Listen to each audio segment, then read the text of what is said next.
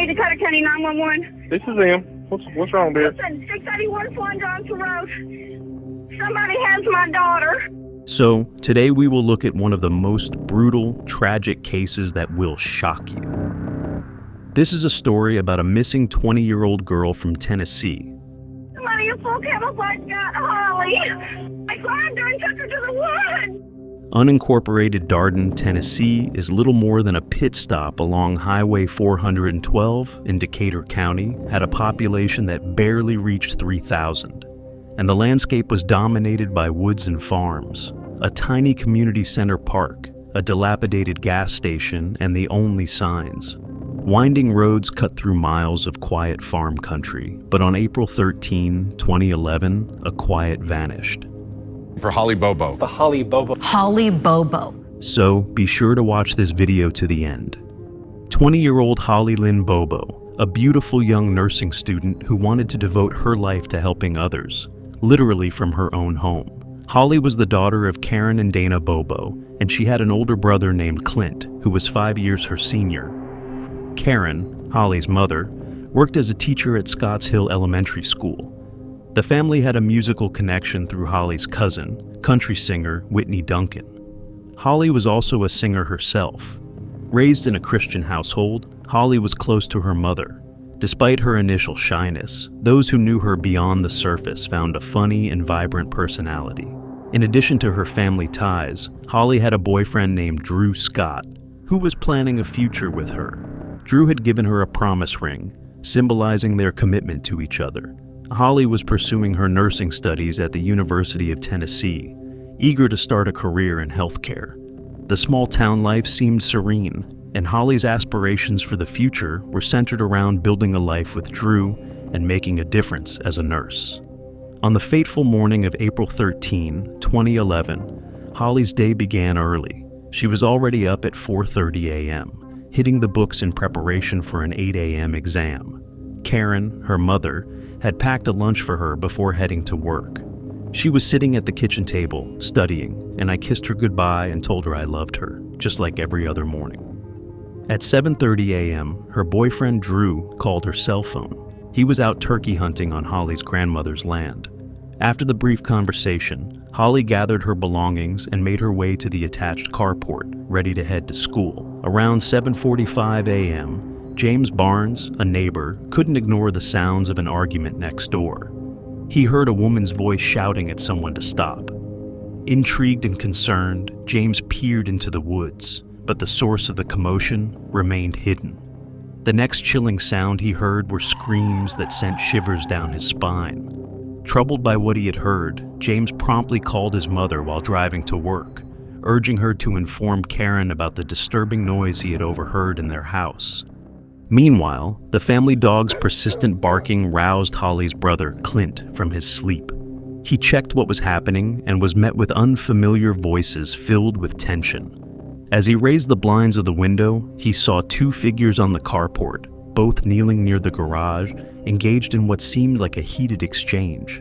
He recognized that one of the figures was Holly's and assumed the other was her boyfriend, Drew. The man wore a camouflage outfit, a detail that led Clint to believe it was Drew. They had spoken the night before, and Clint knew Drew was heading out for turkey hunting that very morning. Confused, Clint hesitated to intervene in a potential argument between the two. He had just awakened and was uncertain of the situation, so he attempted to reach his mom instead to ask if Holly didn't have school.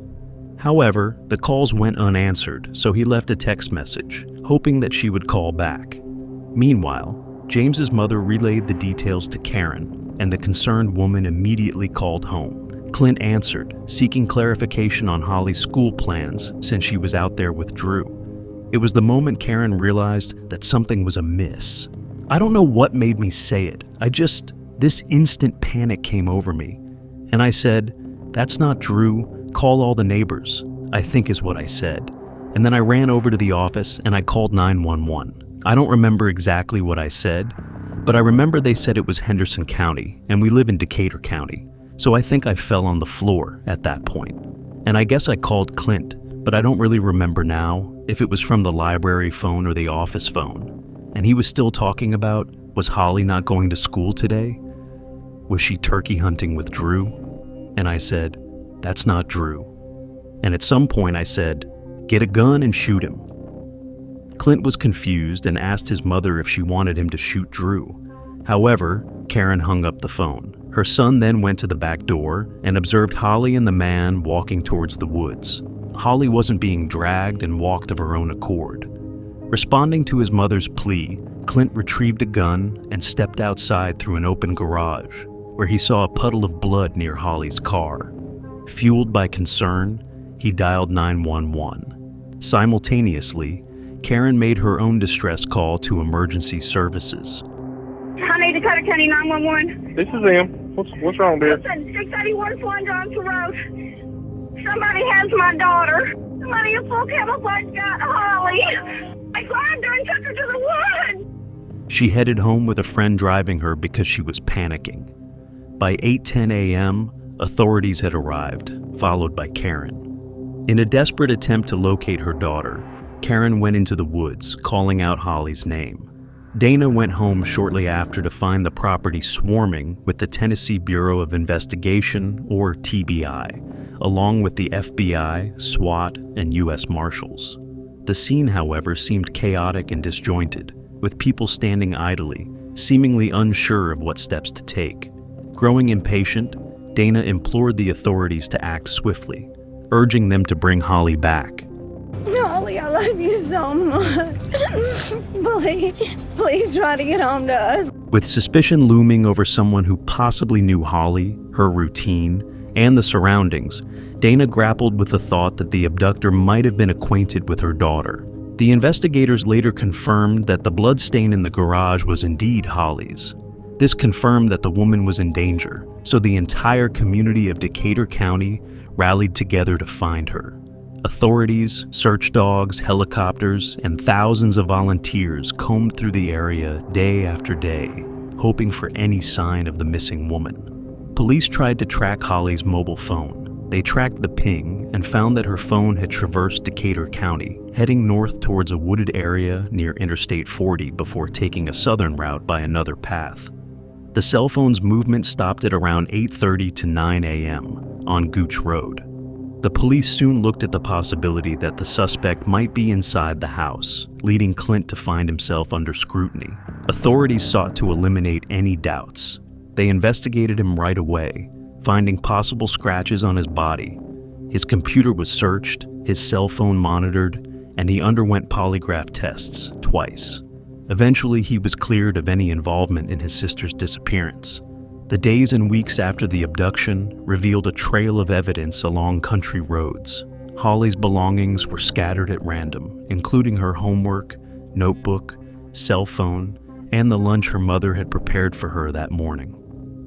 A week had passed since Holly's abduction, and the community gathered for a solemn vigil, holding on to hope and praying for her safe return. In the face of uncertainty, Decatur County clung to the unity that defined small-town communities, determined to bring Holly home. Mother remembers, when Holly was at home, she'd be asleep. Her hand would be folded like this, and I would just slip my hand in her hand for just a few seconds. And I remember doing that after, trying to feel her, thinking if I could just feel her hand in my hand. As weeks passed, the names Zach Adams, his brother, Dylan, cousin, Jason Autry, and friend, Shane Austin, became focal points in the investigation surrounding Holly's abduction. These men were known in the community as delinquents and had a notorious reputation for their involvement with illicit substances. Of the group, Zach Adams stood out on the police radar. He had a long list of criminal history, including arrests for illegal substance-related crimes, robbery, and assault. He had even shot his own mother in the knee in 2004, and, in 2005, threatened to kill his grandparents. The police were aware of Zach's troubled past, so they decided to pay a visit to his home. Despite the suspicion surrounding him, Zach vehemently denied any involvement in Holly's disappearance. He provided an alibi, claiming he was at home with his girlfriend, Rebecca Earp, and his brother Dylan on the morning Holly went missing. There wasn't enough evidence to warrant an arrest, so the police let him go. the authorities shifted their focus to another figure in Decatur County, Terry Britt, a registered offender who lived close to Holly's home. Britt had spent a significant portion of his life in prison for kidnapping and engaging in criminal conduct. He was known for a history of targeting young, blue-eyed, blonde women, someone like Holly. His residence in northern Decatur County coincided with the general direction of Holly's phone on the day she vanished.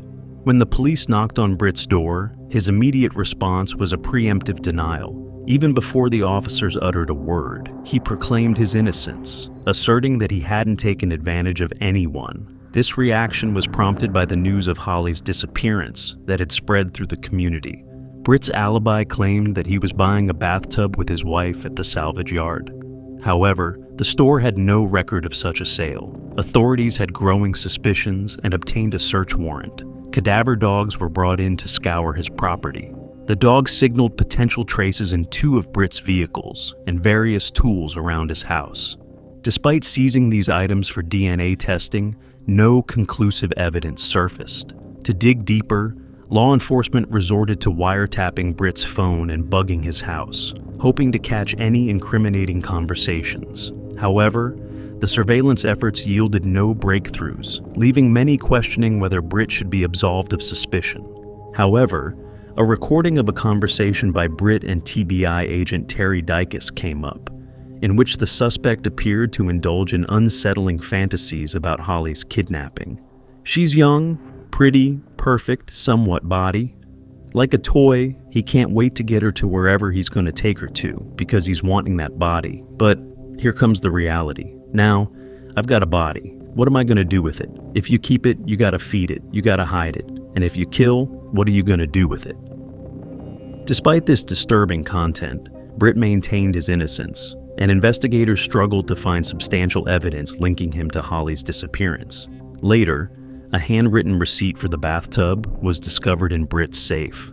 With the case at an impasse, investigators decided to move away from Terry Britt.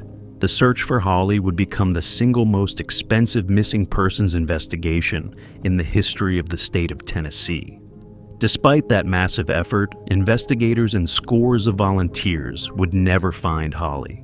For 3 years, the investigation seemed to stall until a significant development unfolded in February 2014. Zach Adams, one of the 4 men initially questioned about Holly's disappearance, found himself in trouble again. This time, he faced charges of robbery and threatening his girlfriend's sister at gunpoint. Zach was incarcerated for these charges. During his imprisonment, his brother Dylan faced legal issues of his own for stealing firearms. Dylan had a learning disability and a below-average IQ. His grandfather noted that he often muddled facts and stories. Despite this, authorities deemed him self-sufficient enough, as he managed to get a driver's license. Dylan eventually secured release for the gun charges through a plea deal. The condition stipulated that he would live with a retired police officer who happened to be a friend of the Bobo family. 5 weeks after Dylan moved in with the retired police officer, a call to emergency services brought a new revelation into the already complex case. Dylan claimed to possess information about Holly's fate. According to his account, he had seen Holly on the morning of April 13 in Zach's living room, seated on a green chair, wearing a pink shirt. In the room were 2 others, his cousin Jason and their friend Shane. Dylan further alleged that these men had taken advantage of Holly, even going so far as to videotape the disturbing acts. Over 3 years, Zach had consistently made unsettling jokes about Holly's disappearance, confidently asserting that the police would never find her. Reports even surfaced that he boasted about exploiting Holly. He claimed to have recorded himself engaging in reprehensible acts with her, which was in line with Dylan's testimony. However, the alleged videotape remained elusive to law enforcement. Zach even used Holly's name as a threat against his ex-girlfriend. He said he would tie me up just like he did Holly Bobo, and nobody would ever see me again. While the purported videotape was never located, and Dylan's initial confession was later recanted amid allegations of coercion, these statements led to the arrests of Dylan, Zach, Jason, and Shane. It was later revealed that both Zach and Jason had been students of Karen, Holly's mother, during their grade school years. On April 30, 2014, Shane was granted immunity in exchange for his cooperation. However, just 3 weeks later, this immunity was revoked due to allegations that he had ceased to cooperate. 5 months later, on September 13, 2014, a local man named Larry Stone made a grim discovery while hunting for ginseng in the woods. Unearthed were a human skull and a bucket containing human bones. The skull bore a bullet hole, the trajectory piercing from the back through the left cheekbone. These remains were confirmed to be of Holly Bobo's. Along with the remains, personal items such as underwear, a purse, lipstick, pens, and even Holly's inhaler were found. During the trial, the emotional toll on Holly's family was evident when Karen passed out upon seeing the recovered belongings. As the investigation pressed on, Shane, one of the suspects, was found dead in a hotel room in February 2015, having taken his own life. The 3 remaining suspects, Zach, Dylan, and Jason, spent 3 more years in legal battles, pleading not guilty to charges of kidnapping, criminal physical conduct, and murder in connection with Holly's case. Throughout this period, investigators relentlessly pursued confessions from any of the accused. In 2017, after years of maintaining his innocence, Jason struck a deal with prosecutors. He agreed to accept an 8-year sentence for charges of aggravated kidnapping and solicitation to commit murder in exchange for testifying against the other suspects at the trial set for September 2017. In his testimony, Jason presented an account that was different from Dylan's earlier statements. According to Jason, he went to Shane's house believing they would be making illicit substances, only to find that Zach, Dylan, and Shane had already kidnapped and attacked Holly. Jason claimed to have witnessed Dylan burning items in a large barrel while Zach stood by his pickup truck.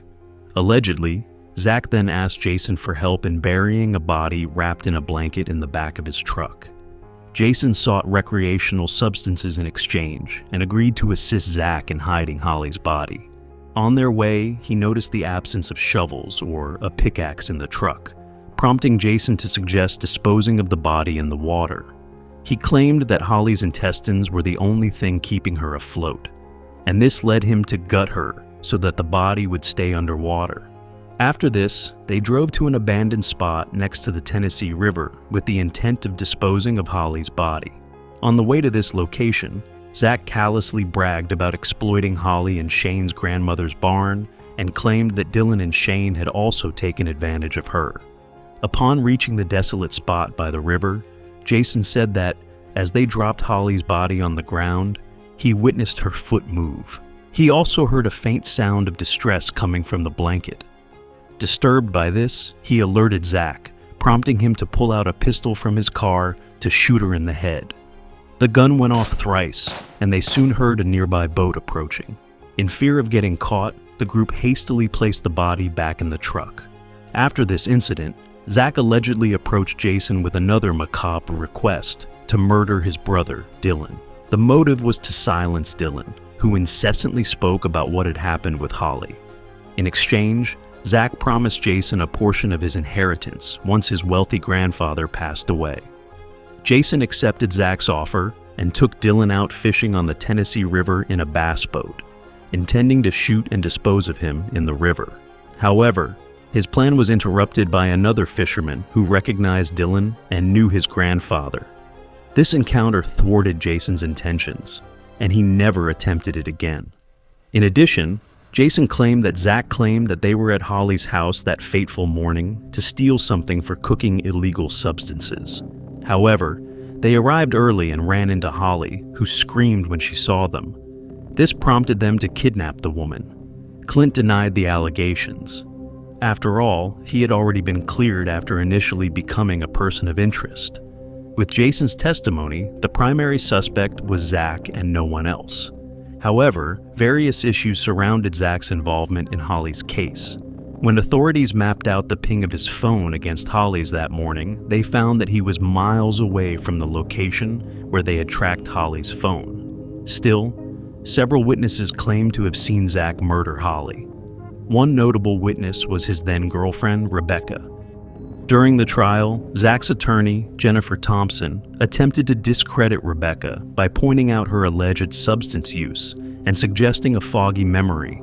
Thompson further claimed that Rebecca had been threatened by TBI agent Valerie Trout, insinuating a motive to lie. Attorney Thompson argued that investigators were desperate to assign responsibility for Holly's murder, asserting that they had unfairly targeted her client. Despite all these and the fact that Clint's description of the captor did not match him, Zach Adams was found guilty and convicted on September 22, 2017 for the kidnapping, assault, and murder of Holly Bobo. Zach initially faced the death penalty, but he made a plea to serve a life sentence in prison, which was approved. 5 years later, in 2022, Zach appealed for another trial, but the Tennessee Appeal Court denied the request.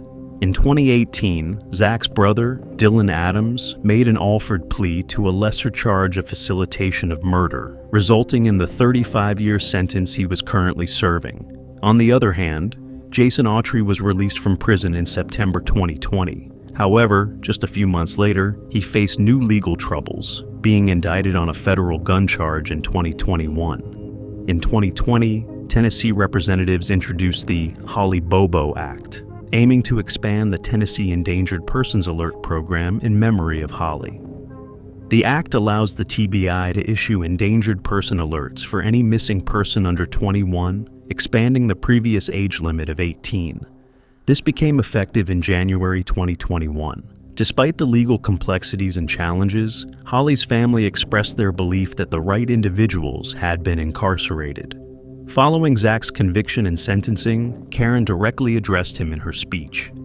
"I know that my daughter fought hard for her life, and I know that she begged for her life because my daughter loved and enjoyed life. But you chose to take that from her. And you have shown absolutely, look at me please, you have shown absolutely no remorse for anything that you have done. Finally, after 6.5 years, I do feel that we got justice for our daughter. We have lived a hard life and walking an extremely unimaginable hard road for 6.5 years. So I did consider that in our decision for the future, in hopes that maybe we can start to rebuild what life we have left, and if there is any joy to be found in life anymore, that we can start finding it." Thanks for watching. It would be great if you support the video by giving it a like. Subscribe to the channel. There are many shocking stories ahead.